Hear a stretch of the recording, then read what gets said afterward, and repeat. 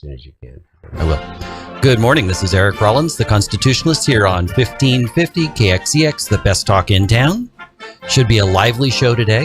The current guest has the distinction of having the most views ever, so we'll see what happens with this one. Before I introduce my guest, I have a few opportunities to get involved. Saturday at Bicentennial Park from 11 to 4. That's in Clovis. That's basically Sunnyside and a little south of Herndon Avenue. There is the Great American Freedom Revival. There will be tables. There will be games for the kids that have to do with learning about freedom, about the Constitution. There'll be speakers, including Rachel Hamm, Jim Franklin, and the infamous Guillermo Moreno. Mm-hmm. Should be a fun event. There's also a band. There'll be food trucks. Just be a good time to come out. And if you value freedom, here's a chance to come out and meet some people right here in your backyard. So hope to see you there. I'll be there. My next event, Monday night at the American Legion Hall in Fresno, there is a debate between Jim Costa and Michael Maher. And I really dread Jim Costa. You know, some of his greatest accomplishments since he's been in Congress for about 20 years are things like he's named a couple post offices, he's never authored a bill once, and he proudly votes at way above 90% with the Democrats at all times. Oh, and he's never brought any water. So I look forward to maybe having a couple of questions, getting to meet Jim, shake his hand. So that is at 509 Fresno Street. That American Legion Hall in Fresno starts at 6:30. I'm going to be there early. Should be a good event. My final event is the Dollar Monthly fundraiser. That is October 15th. That is at the Kingsburg Historic Park. That is supporting a local paper that has about 8,000 in distribution, mostly the Kingsburg area. Brings up a lot of freedom-based issues. Reminds us of why this country is unique and special. And there's not a lot of papers that are doing that. You know, our rag, Fresno Bee, seems to be all about woke culture and not acknowledging that there's a reason why people around the world are fleeing their countries and coming here because they want the freedom and opportunity. That's right. They just want to focus on the negatives. Well, every country has some flaws, has made some mistakes, and has blood on their hands. The unique thing about this one is that we are slowly moving towards greater freedom for all. For instance, not very long ago, if you were a person of color, you couldn't vote. That was a travesty. Even if you were a woman, you couldn't vote. That was where I was going next. Absolutely. American Indians couldn't vote. We weren't recognized as citizens of this country. Mm-hmm. We were actually recognized as a rodent on the land that could be exterminated. In fact, actually in the beginning, the War Department, it wasn't the Department of Defense, the War Department has orders for extermination using that language. I have seen those. Yes. So that event is October 15th. It's a Saturday from 5 to 9. There's a band, a casino, a raffle, and a good dinner. Possibly dancing. I'm not quite sure. If they put the band on the dance spot, then there won't be dancing. But otherwise, they'll be dancing. You can go to the Dollar Monthly, or if you see me on this coming Saturday, October 1st, I should have a few tickets in my pocket. Well, enough with events. Hope to see you at one of them. My guest, Supervisor candidate for District 5, that is essentially Oakhurst, Coarse Gold, and all of that Eastern Madera small county stuff. Right. Mark Reed. Welcome, Mark.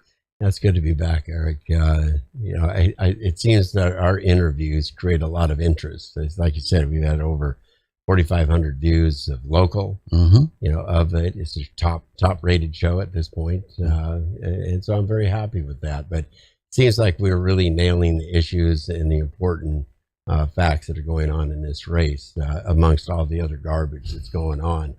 It's interesting. There's definitely some garbage. I wanted to address a couple things. I was called a liar by your opponent. Yeah, I heard. Now, this is specifically where he said, no, he never contacted the station. I have the email. hey, Bobby, I'll find a way to get you on the station, even if it's not my show, and we can have a discussion, be very happy to. Don't take kindly to being called a liar. But it seems to flow very easily for you. Character matters. And this really bothers me. So I'll find a way. Just contact the station again. Or you can find me on Facebook. I'll give you my personal cell number. We can have a discussion. You have the emails that he sent you. I do. Yeah, that went back and forth. I'm just giving him a second opportunity. I would even find, without me as the host, somebody else here, I'm sure, would be willing to have both you and Bobby on as an opportunity to articulate your ideas and your vision for your community. What's very interesting is Wade Wheeler. We talked about that he owns the Sierra News Online, Tom Wheeler's son. Mm-hmm. He had contacted me and he asked me, well, are you willing to go on and have a debate with him? And I said, well, yeah. I said, let's do it. And I said, what would be a lot more fun and informative is if we had kind of like a fireside chat, where it was more of a conversation. Wade would ask a question and we both could answer it, and we can have a flowing conversation about the subject matter so people can actually make a determination about our personalities and styles and so forth, rather than having a structured debate, more of a town hall. More of a town hall structured debate, which really is practiced answers. We've been told that questions were sent out beforehand. I never got them, but questions were sent out beforehand, and the answers are very structured. And but I'm willing to do it. I don't have to. We feel we're in the winning, seat at the moment. But I think that it's incumbent upon any candidate to give the opportunity to have all voices heard and let the people make a decision. Mm-hmm. But right at this point, we're coming across as really the people's choice in the district. Well, when we look at donations, and it's pretty easy, folks, candidates are required. Whether we're talking federal candidates, it's even easier to look it up. But state candidates are required to have disclosures of all their expenditures, and you can look that up. And something pretty interesting, where is it in my list? When I look at that, and I just this is just a summary. We look at the number of large donations that came in. Bobby has 18 total that are in excess of $2,500, up to $9,800. Mm-hmm. Here's the part that scares me. It would scare me if this was my district. 15 of the 18 are from out of the area, and most of them are either in construction or development. Yep. Now, that doesn't make a lot of sense. Was there some deal cut? Something just doesn't add up to me there. 15 of 18. And they're all people that have vested interest in decisions that supervisors would make, like whether you'd approve a development, right, things like that. Why is that? Now, when I look at yours, Mark, you have one large donation and, just like him, a whole bunch of small donations. Mm-hmm. But your donations largely seem to be coming from your local community. It's coming from the community. This is why I'm the people's choice. You look at the community, 37% of the people live at a poverty level. And so to get money out of the community is very difficult. So I have a lot of respect and honor for the $20 donation, and a friend of mine that sent in the $2,500 donation. He's a recycler. It's a minority-owned business. It's owned by a black individual. But we're very good friends. So he said, yeah, I support you. He doesn't care. He has no interest in this county. And the rest of them are coming from retired people within the district, businesses within the district, some realtors as well. But they want me in office because they want somebody that has transparency, real transparency, not just using the word as a political cliche on my banners, but real transparency in their actions. They want somebody who's going to help clean up the corruption that's going on in the county. And there's a lot of it. There's a lot of corruption that's going on. And I guess his favorite defense is, you're a liar. He calls everybody a liar. You're a liar. If you don't agree, you're a liar. So technically he said, I've never received a $10,000 donation. Okay, I rounded up $9,800. $9,800. He says he's never received a an $8,000 donation. Okay, I rounded up. He was 75. I think there's three of them, or two of them. Two or three of them are $7,500, and so he lied. You know, I'm a liar because of that. Two of them are $7,800, and they're all those three major big donations. You know, that are equivalent to what would that be? $25,000, or two developers, or three developers, and it's like it's obvious what's going on. It really is obvious what's going on. Well, if he had an established track record and it was somebody that had been in government for a long time, you would think, okay, he has connections with these people. His connections clearly have to be through his former boss, Tom Wheeler.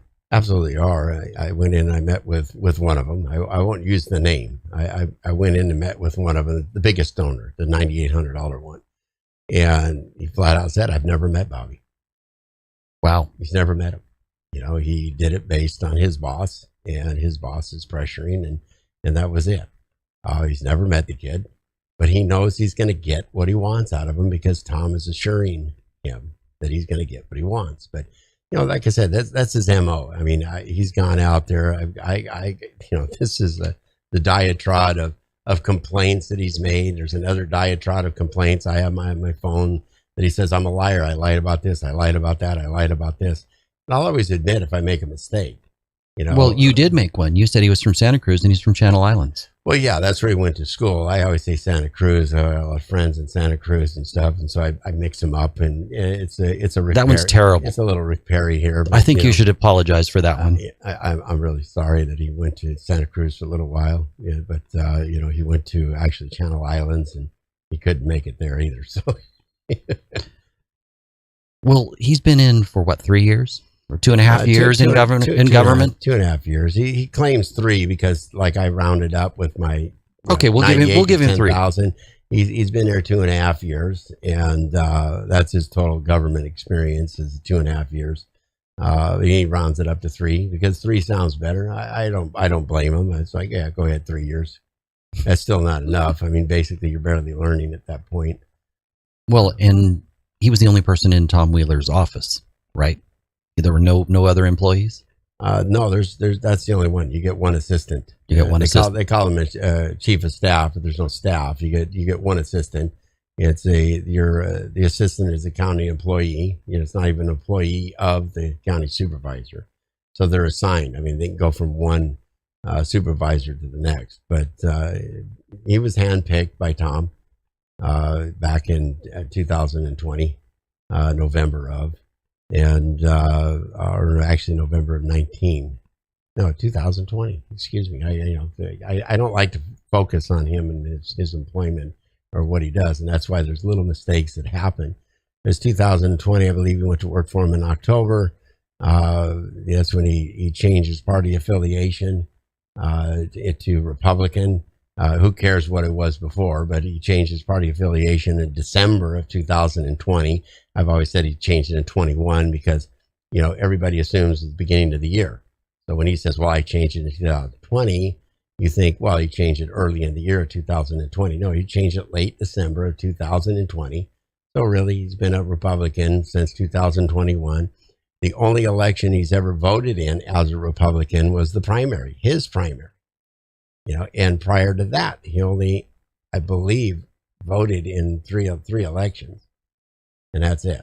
And he's like 35? 35 years old, 35, 36. Wow. I got to be careful. I'll be called a liar again. You know, so I've always thought he was 34, but that started off in the beginning of the campaign, so he's had a birthday since then, so probably around 35. You know, but... well, I mean, most of my adult life, was registered as an independent. But my first 4 or 5 elections, I was a Republican, and I'm currently back to being a Republican just because I'm disgusted with the party. I was always a conservative. I wonder if he could make that same statement. He was always a conservative, because when I look at things, I see no indication that he's a conservative. This last vote about the water issues that took place proves that he's not a conservative at all. So let's talk. You got to explain that. What's going on in there? We'll get into that in a minute. But you know, he has said flat out. I can't divulge the conversation completely, but he has already said flat out he's a centrist. he will govern as a centrist. But if you look at it as centrist, what does that mean? Center left, center right. He's a center left. He is encircled by two major influences in his life, or three major influences in his life. His boss, which he says he admires. The incumbent right at this moment is really center left as well. He started off to the center right, but he's gone to the center left. This is why he's not popular. He only won re-election by 300 votes. Now my opponent's mom is a far left. She loves Barack Obama, loves Joe Biden. His girlfriend Brittany is a environmental justice warrior. She's a far left, works for a far left organization. And there's nothing wrong with these things. Don't get me wrong. I mean, but if that's what you are, say it. This is why I said I had. But I don't hear many strong opinions. I've read things in Sierra News and other places, and he talks about a plan, and it's mostly happy talk. Yeah, well, exactly. I wish it was better because, frankly, the people deserve bold, articulate details, because all these details make a difference in their lives. How a politician actually stands, and I think politicians have an obligation. If you're going to run, you need to tell people where you stand. Well, that's the thing. He says he stands on his own 2 feet, and it's like, okay, where are those 2 feet planted? What is he going to be when he grows up? Who knows at this point, because he doesn't have a real stance. He doesn't have a foundation. There's no foundation involved. And it's okay. Most people at his age and younger, they haven't figured it out yet either. I mean, most people his age, just like he never voted. In his 20s, he didn't vote. Wow. Okay. I guess I was a weird kid. I was a weird kid too, because I registered Republican because I was raised in a military family. So I was raised more of a conservative constitutionalist. My parents were registered Republican, so I registered Republican. I've come to understand the Republican Party, inside and out. I know the platform quite well. I've served on the platform drafting committee, and so I know these things really well. But I haven't shifted around. I haven't gone from one party to another trying to figure out where I'm at. I've been a Republican. I've been a conservative my entire life.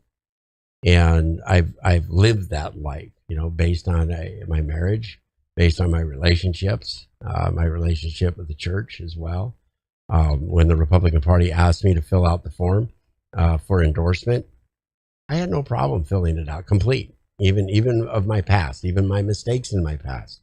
The Republican Party knew all about it because I have nothing to hide. I'm very straightforward about who I am, where I've come from, and my mistakes. Well, and you also did quite a bit of radio when you were in Southern California. Yes, I did. And it seemed to be the same message you're speaking today, because I listened to a bunch of shows. You listened to they were pretty good, I thought. They were pretty good. We had some really good guests on there. Gordon Chang, Robert F. Kennedy Jr., Michael Reagan. Senator Stevens was on there. I mean, we really, during the pandemic, we had Dr. Wen Chen on there from China. I really liked that show. She was really good. I mean, we had her on there for, I think, 6 shows. Really okay, I only watched one, but I believe she was 4 to 6 of them, and then we brought in Dr. Nordella, and we brought in some other experts as well to help through this whole problem with the pandemic. I've always said that in the beginning. The first 60 days, I understood all the precautions. After 60 days, they knew exactly what was happening. So they really, because of the fear that they generated, destroyed the economy. They've created a generation of children that are going to take years to overcome what has taken place psychologically and education-wise and socially. There's a whole bunch of mistakes that they made, and I never bought into that. And I get hammered for it. I really get hammered for it because I don't live in fear.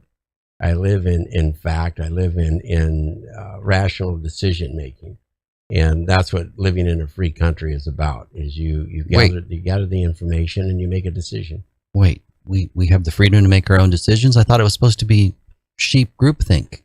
No, that's what you're one of those or almost fascist. Well, that's what we're called. Yeah, that's what we're called because we want to be free, and we want to be free from government decision. Government has its place. Ronald Reagan eloquently put it out there. The government does have its place, and there are moments where government does do the right thing.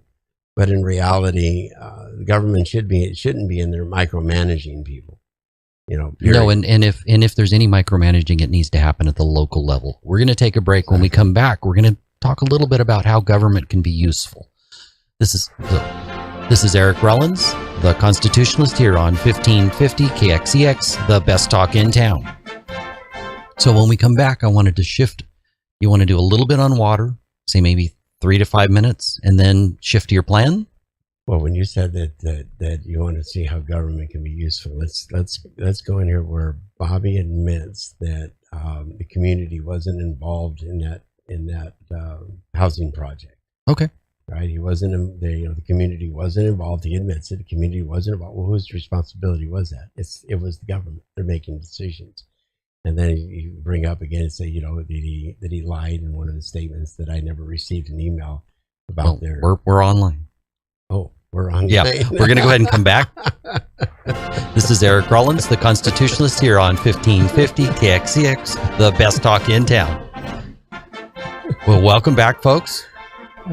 But yeah, we have this weird kind of, because it's a hybrid between a podcast and the radio, the social media part of it just keeps rolling. Yeah. And so the radio, they didn't hear that part, but you got a little extra there. You got a little extra there of how we're discussing the way in which we're going to bring the conversation to fruition and shift gears. You talked a little bit about wanting to go into how the government can be useful. Mm-hmm. And I was saying what the radio didn't hear, but I was saying that we talked on the last interview about the housing project that was being proposed up in Oakhurst, pretty close to the high school, real close to an elementary school, real close to a bunch of businesses. And it got pulled because of he wants to stand on the hills that the lawyers for the neighboring properties demanded an EIR. Well, absolutely, that's the way it's supposed to be done. That's the way the procedure for anybody building something is to have an EIR. And they were getting the nod, wink, wink from the government saying, no, you don't have to have it. So that's an environmental impact report? Exactly. My opponent admitted publicly that the community was not involved in any of the planning. They have stated that on different records, it stated that there was about a 2.5 year in planning, from the beginning. And now he's pulling that one back, saying, "Oh, it was only in planning for a year." No, I don't buy that one either. I go off of the original comments, even that was made on the BOS meeting by the incumbent, that they've been working on it for over 2 years. So this is Madera County Board of Supervisors meeting, right? Yeah. And so my opponent, basically misspeaks quite a bit, actually, and says that. That it wasn't, and the community was not involved. He knows it wasn't involved, but that's where you have good governance. The community should be involved in government decisions, and especially in housing projects like that. And I've stated before, the housing project, if it was just low-income housing and senior housing at that location, I wouldn't have had a problem with it. But the other elements, now he's come out in the complaints that I've never received an email from the SHE organization stating that the care court system, that they would be taking clients from the care court system, and they wouldn't be taking clients from the No Place Like Home, the California Housing Authority program, which takes in severely, mentally handicapped individuals and people lacking in judgment. And I provided the station. I think that's the email. I provided the station with the email, and my opponent came right out. You can call it a lie. You can call it maybe you misspoke again. I don't know. Oh, this is July 31st, 2022. Right. Exactly. Right when the whole process was going on, I reached out to the SHE organization and I said, "Are you taking care court? What are the clients that you're taking?" And they sent me this email back, and they flat out put it out in there. There it is. But so they weren't trying to hide anything, but no, they weren't. But my opponent is, and this is why he misleads the community, saying that Mark never received an email. I mean, I have it right here in writing, from him, that I never received an email, and I did. I reached out. I do my due diligence, and I don't lie about it. And if I make a mistake, it's kind of like we were laughing about the mistake. I said Santa Cruz. He never lived in Santa Cruz. He didn't go to school in Santa Cruz. He went to Channel Islands, but I have friends and family in Santa Cruz as well. So Santa Cruz, I say it as I make a mistake there. I do a little Rick Perry there. But anyways, or a Joe Biden, I'll make them have a Joe Biden moment, right? But, so I apologize. I misspoke there. But misspeaking on critical issues that are, how would you say, affecting the community is a different animal. Right. It's a completely different animal. And to cover up your mistakes by lying about it is a whole other thing, or misspeaking about it. I hate calling someone a liar, but I was always taught if you intentionally misspeak, you're lying. But he doesn't know whether I got the email or not. He does now. He does now. Assuming he watches the show. And so maybe he should give me an apology like he constantly demands from me, apologies for misspeaking. But he's never reached out. He's never said anything, and he doesn't know, and he shouldn't say these things. If you don't know, you shouldn't say it. Wouldn't he be right on the edge of being a millennial? Yeah. But, I wonder if he got participation trophies. It changes your perspective. You want me to dive in? Not really. You want me to digress again? No, I don't. I think we should move on to he got really upset. To water. He got really upset about the last degradation, that we went into about his looks, and so it's like I got to watch it now. He goes after me about everything, so I don't want to deal with that. So at the Board of Supervisors, there's a meeting about water. There's a big issue in Madera County with water. There's a lot of farmland that really has no irrigation water. So they can either pump it out of the ground or it falls out of the sky and they get no water in any way otherwise. Right. And there's now a GSA plan that is trying to force the farmers to pay for the privilege of pumping their own water. Right. And then if they exceed what they've determined is okay, they have to pay such a huge penalty that probably a large portion of that farmland is simply going to have to be retired, which will severely affect the entire region. This is where, decision making up in Sacramento doesn't work, and even with the GSAs don't work, because unless you're a farmer, unless you really understand crops, if you have a heat wave, you've got to overwater them in order to keep sugar contents up, to keep the plants alive. If you have a frost that comes through, you got to water them as well, because that will raise the air temperature up so it won't freeze your crops. There's so many split decisions that have to be made by farmers on the ground that Sigma do not understand, that GSAs don't understand. And it's not just that they want to put the fees and the fines on them. It is an outright move to take out of production 1/3 of all the acreage that is producing food. Then they're going to start cutting the water allocations down by 50% of what they're getting now. They're going to destroy the ag industry, not only in Madera County, they're going to destroy the ag industry in the state of California. Essentially, all of the west side of the valley is got huge portions of what they call white area. Exactly. Where the only crop they would be able to then have, that they could afford because water's too expensive to pump, even if it's available, would be something that, like, they might be able to do certain grasses that they can use for hay. It rained good that year. They can plant. They might be able to pull that off, but not much else after that. Nothing we can eat. But you look at, and my opponent is all for this stuff. Now look at the ripple effect. You have a lot of ag industry jobs outside of the farm, truckers, the harvester, all of it, right on down the line. There's thousands of jobs.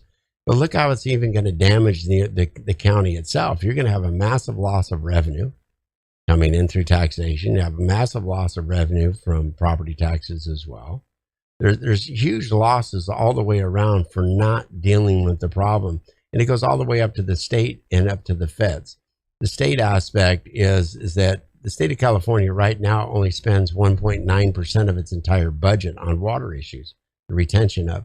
50% of the water, rainwater and snowmelt actually slides right off the state of California into the ocean. Right. That's not even counted. 50% goes that way. It is 50% flat out. 40% of it is used by the ag industry. Well, no, of the 50% that's left. 50% now you divide it up. Yeah, you divide it up, and that's 40% into the ag industry and 10% into human consumption. All right, but still 50%. We're in a drought. Why can't it be 30% goes into the ocean? Because they never cut that 50%. Exactly, because they kowtowed to the environmentalists. Now, I think the ocean is full. I really do. I don't think. I hope so. I don't think it needs any more water. And as the environmentalists are saying, through climate change, the ocean is actually filling up more because you have all of the there's Arctic not a melts and everything else going on. So there's still the same number of glaciers there were 40 years ago. Well, the same number. If you really dive into the science of it, they've drilled into the ice packs and they've showed the climbs and the falls of the climate over the last 1,000 years. And we're in a normal cycle. We're actually in normal cycles right now. But the issue is that they're taking an industry and they're going to destroy the infrastructure of that industry. When you destroy the infrastructure, it's going to be it's going to be near impossible to bring it back. And they're not looking at the human impact of what they're doing. And for my opponent to sit there and say that it's going to bring more local control, this is the naive attitude that he has about Sacramento decisions. They make the decisions, they shove it down into the GSAs. The GSAs have to implement what Sigma does. And the GSAs are only concerned in the fines and the fees in order to keep their department going. They're not in I didn't hear any single element of local control. There is no local control.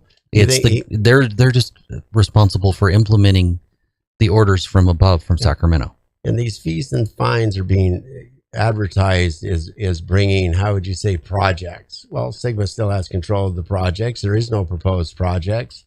But they're collecting these fees. They're collecting this huge slush fund without any real projects in mind. They really don't know what to do. Well, no, wait. We have two projects that have bonds that are largely paid for them. Temperance Flat and Sykes Reservoir. And Sykes Reservoir. Sykes Reservoir hasn't been built in 40 years and probably won't be built. But if they were serious about it, you can do the Temperance Flats, raise the Friant Dam by 12 feet. It would increase the water storage in Madera County by 40%. I don't think we'd have a problem at that point, but the issue is it still and will always be, Sacramento control and decision making. So we have to really look at who we elect as our assemblymen and senators. Are they going to start addressing these issues? I know that I have the full endorsement already of the Valley Groundwater Sustainability Coalition, and I'm in conversations with another organization with the Sikhs, and they're going to get behind me as well. But I can't officially say they are yet, but I know that they will. And that represents, those will represent pretty much every single farmer and cattle rancher in the area. I also have the endorsement of the president of the Cattlemen's Association, Michelle. So they're beginning to realize which one is going to really fight for their property rights, or who's going to fight for their generational, rights in Madera. And I'm the one. That's why I say I'm the people's choice at this point, because the people on the ground in Madera County are the ones going, yes, this is the guy that we want in office. This is the guy that's going to represent us. And it's coming out loud and clear at this point. Let's go ahead and shift. Last time I think I'm going to bag on Bobby much. I really because when we moved to the plan, one of the things he was worried about environmental justice as a portion of the plan. Yeah, that's because his mom and his girlfriend are heavily involved in that. But that seems like such a Republican issue. Clearly, he's a Republican, right? Exactly. Well, this gets into, I touched on a little bit before we went to break, and that was the questionnaire that was given to both myself and to him for the endorsement of the Republican Party, which I have the full endorsement of, and state support as well. I'll be on their website as the candidate that is endorsed for this race. Plus the CRA, plus a lot of the leading people. I'll be interviewed this Saturday for the Republican National Hispanic Coalition that also has a chapter here as well, and I'll most likely get the endorsement, but I can't say I will or won't, but I'm pretty sure I will, because they're looking for true conservatives. And at this point in time, I'm the only one that really is, because I answer the questionnaires. He refused to submit his answers because they asked about pro-life issues, they asked about religious issues, they asked about the past, they asked about experience, and he didn't want to go on record at all. So he never filled out the form, and he said flat out, I don't want to fill it out. And it's because he'd be held accountable to his answers. Mine, I gave all truthful answers. My opposition has embellished on them. I mean, somebody put it out there again. He's got 14 felonies. No, I don't have any felonies. You know, I got traffic. I have 3 pending traffic issues. And I saw your DMV records. The last episode. It was shocking to see somebody that is your age. And I'm not saying you're ancient, but right. but the fact that there's nothing on there, is a little shocking. That is truly a rarity. Well, not really. I mean, there's a lot of very responsible people out there. I must not hang out with them. In our youth, we make mistakes. You know, everybody does. I don't. You know, my kids make mistakes, and my grandkids will make mistakes, and I'm fine with it. But the issue is, do you learn from them? Do you move forward? Do you become a better person? Let's hope so. Do you become a leader in the community? And you know, as these complaints, I got more complaints that they've made. They say that I've never held a position that has the same budget as the county. If you look at the Screen Actor Guild's, I forget what it is. I'm sure it exceeds Madera County's budget. It actually does. It actually does. But it also has the Academy of the Arts in it, which is a $277 million budget. Screen Actors Guild is way over that $444 million budget. And I was the first board freshman to be appointed to the finance committee by the Screen Actors Guild's president in the guild's history. And I brought about quite a bit of change. I held them accountable to quite a few things. But these are the lies that they put out there. You know, I have no experience. I've never done this. I've never done it. It's like maybe they should do some real research. So we're going to start with the shift towards your plan. Absolutely. And then we're going to spend we got about 2.5 minutes to kind of flesh out the basic outline of your plan. And then we're going to take a break. Then we've got 10 minutes to kind of finish with the plan and hope and ways to contact you if they like what you're doing. Absolutely. So what are kind of the high points of your plan? Because you actually submitted a plan, one that includes the community, because you gave it kind of an outline, and you're going to have the community through committees fill out a lot of the fine details, correct? Absolutely.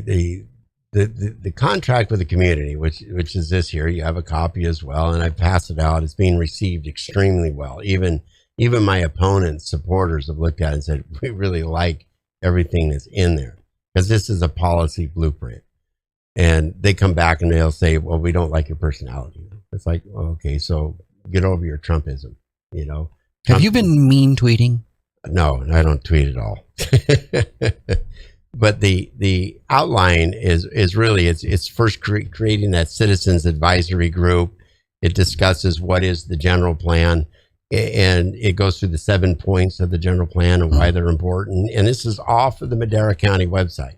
All the information on here, even the dates, which they're denying the dates are true, these are all off of the Madera County website.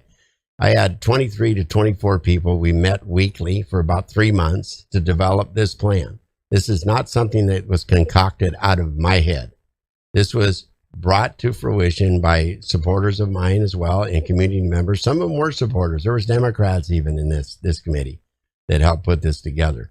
These are community leaders that have an interest in preserving the integrity of Oakhurst, Coarse Gold, Raymond, North Fork, and the O'Neill's area. 2 of the committees are being reformed now to update the area plans.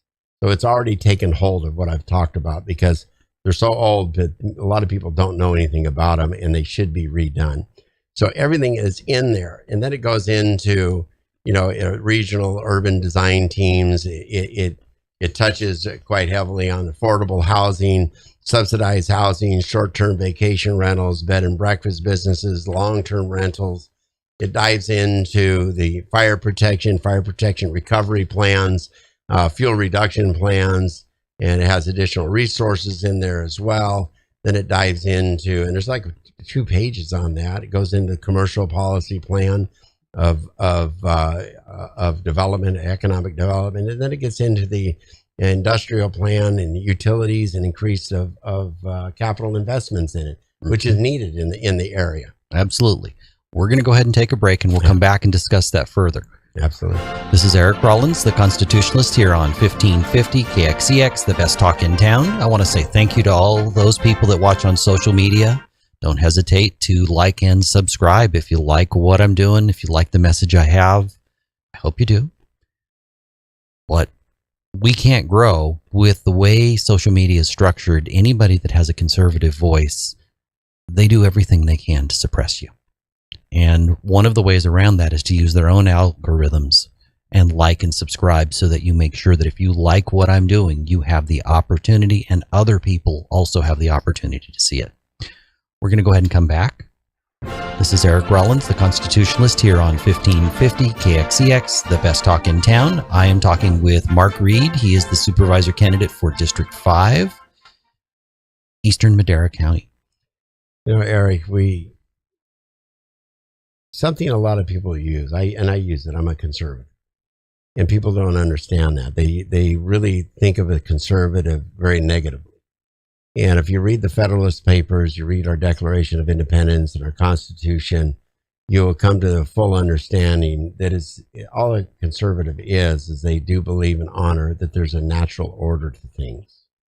There's a natural way to be with your wife or your husband. There's a natural way to be with your children. There's a natural way to be with your business partners, the community, and so forth. And you have love and respect for one another. You don't dive into real nasties. But it doesn't mean that you don't defend yourself. You know, and this is where I was attacked about that one mailer I sent out because I pointed out that the 5 most vocal individuals that support my opponent that he doesn't want you to know about are from the far left. Well, they have this tendency, and one of them is an extreme socialist communist by her own words, not mine, hers. I have screenshots of her writing this stuff out in full support of Bobby. You know, and it's like, why? It's because their ideologies align. But they want to shove this stuff on you.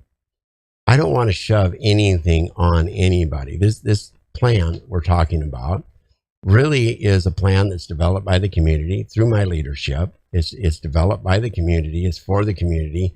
It gives everybody a great idea of the policy direction that I'm going to go in. I'm not going to shove it on anybody because we believe in freedom. You have a right to do what you want to do as long as it doesn't infringe upon the rights of others. Mm-hmm. You know, they went after me heavily about the LGBTQ community, and I've brought it up in other ones. I have family members that are gay. I have very dear friends that are gay. And a lot of the gay community, they do not want it shoved onto our children. They do not want to shove it on each other. They want to be recognized as just, free human beings to live a life they want to live. And that's fine without judgment. And I don't have judgment. But the attitude that I had and I brought across this is a progressive movement mm-hmm. that wants to... By the way, they very much have judgment because if you don't agree with them, you need to be canceled and destroyed. That was the word I was just trying to think of right at the moment. The cancel culture is alive and well. They want to cancel you out. They will use any means to do it. And it's like, no, I recognize you're there, but you will refuse to recognize that I'm here and I have a right to be here. So the general plan, the concepts of this contract with the community, the economic policy blueprint, starts off with the general plan, and the 7 points that are mandated by the state are in there as well. And I just was given word that one of the things that Madera County is spending up to $900,000 on is a economic, economic justice. Not economic justice. Social justice? No, not social justice. Environmental justice. The liberals love to throw justice together with words. Yeah. So it's environmental justice. And what does that have to do with the planning? I mean, they have open space in there already. They have certain things in regards to it, but they're spending $900,000 to develop a environmental justice. I really have no idea. Yeah, but we're spending $900,000 on it.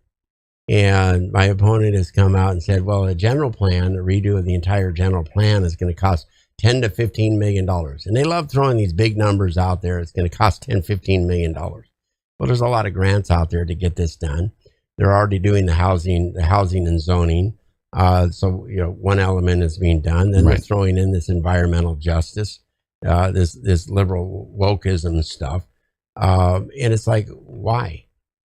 You got to ask why. What does it have to do with the lack of businesses, the lack of road and infrastructures, the lack of water, lack of sewage, the things that they should be concerned about that people need to survive on in this county? Housing, just housing in itself. Why aren't they focused on that? Environmental justice to me is a educational process that could be done through the fire department, through the code enforcement, through the school systems and so forth. Why is the county focused on this? And why are they spending almost $1 million on doing this? This plan here is actually, it's a people's plan. It's a people's choice plan. And they can go to my website. It's predominantly right up in the front at www.supervisormarkreed.com. So this plan is there? It's right on there. It's right at the top. It's right there for everybody to read. And like I said, it's being accepted and revered as a very forward, I hate using the words, very progressive, forward thinking. Well, I had a guy come up to me. Progressive didn't used to be a bad word. No, but they're not progressive. They're regressive. Right. I mean, that's the whole thing. They've taken over that word. But I was at the Cal Fire Barbecue at Station 18 in Cedar Valley. And two people came up to me about this plan. And they were like, this is the greatest thing I've ever seen. It's so forward thinking and so progressive. And I'm thinking, I've never had those words used with me in my life. But those are the words and they used, and they're just like, it's brilliant, that you put this together, that this is the direction we can expect you to go in when you become our county supervisor. And subsequently, 6-7 more people came up to the table where I was sitting with another one of my great supporters, a retired deputy that ran for sheriff, Matt Markle. And they were impressed that so many people came up to me, just unsolicited. They came walking up to me, shaking my hand, saying they're voting for me. And they really like the plan. And they hope that I get into office because now they have a vision. They have something that they can get behind. It's not just a person. So we're down to 2 minutes. I want you to go ahead and give your website. Okay, it's www.supervisormarkreed.com. Are you on social media? I'm on social media. You can get to it through the website. You can call me direct on my cell phone, which is 559-676-9825, or email me at mr@supervisormarkreed.com. And I'm there to talk. I'm there to listen to your concerns, and I'm there to solve problems. I already have people calling me up to help them solve problems, and I'm not even a county supervisor. and I'm solving problems because the current regime in District 5, they're not solving certain hard problems. They're not doing some of the things that they need to do. But I really, really appeal to everybody to come out and go onto the website and take a look at this. It's an 8-page document. It's very detailed. It dives into it. And I will wrap it up with this, because people always ask me, how are you going to pay for the fire stuff? How are you going to do this? Only 2% of the entire Madera County budget goes to fire. Wow. 2%, $5 million. You got an awful lot of land that has a lot of trees. That is surprising. Exactly. And it takes approximately $1 million to $1.1 million to completely man one station. I want to go in there and propose a 0.5% to a 1% cut across the board of every department. At the same time, though, build the economy so you're bringing in more revenue into the county, because this won't take place for over a year. But if you cut the budgets of every other department by 0.5% to 1%, you're going to bring in $2.5 to $5 million more into the fire department budget. You're going to be able to man 2 to 3 stations within the second year. This is forward thinking and rightful forward thinking. But this is what is proposed in here. This is what I talk about. And I really, really would like to ask everybody for your vote and to spread the word. But please go onto the website. Don't just go by my words. Go by my contract with the community and share it. But thank you once again. Go to my website at www.supervisormarkreed.com. Thank you. I thank you. This is Eric Rollins, the Constitutionalist, here on 1550 KXEX, the best talk in town. We're still on social media. Final thoughts. Final thoughts. I feel very comfortable where we're at, but we still need everybody to get out there and spread the word, spread the contract. And they need to vote. And if you're not registered, you need to get vote. You need to get there. Get out and register to vote, and you can do it online. You go to the county's website, elections website, and you can register to vote. I do believe you can register to vote the day of, even. Sadly, yes. Sadly, yes. Well, if you had to show ID, I'd be okay with that. Yeah, it's okay. You know, I do believe in everybody's right to vote. But I do believe in protections and how they're done. And Ms. Martinez, that runs our elections department, does a great job. She does a good oversight on it. I can't speak that well of a lot of other counties. I'm familiar with several other counties, and there's real problems. But you know, here in Madera, it's a good one until proven wrong. You know, I mean, I'll stand by it. I do believe in it. It is right, and they'll do a good job here. But everybody needs to vote. This is the one time in the 2 elections between Andy Wheeler and Jordan. Jordan's endorsed me. I've endorsed him, and I stand by him. And I have all the major endorsements throughout the Republican Party, statewide and local. And I have a lot of the major endorsements in the community as well. He has, I think, 5 or 6. We have a list of retired LEOs, we call them, you know, law enforcement officers from the Sheriff's Department and from the CHP. And I have David Eberts. He is the retired U.S. Marshal of the San Joaquin Valley, has endorsed me. These people are the ones that do not have their mouths and hands tied, so they know which candidate. Because they're retired. They're retired, so they can speak their mind, and they want their pensions protected. They want their brothers and sisters in arms to be able to be protected. Although my opponent has the union's endorsement, he doesn't have the boots endorsement. And that's more important to have, is the boots on the ground's endorsement. And that's what I've got. Well, Mark, I thank you for this time. I think that's a wrap. There you go.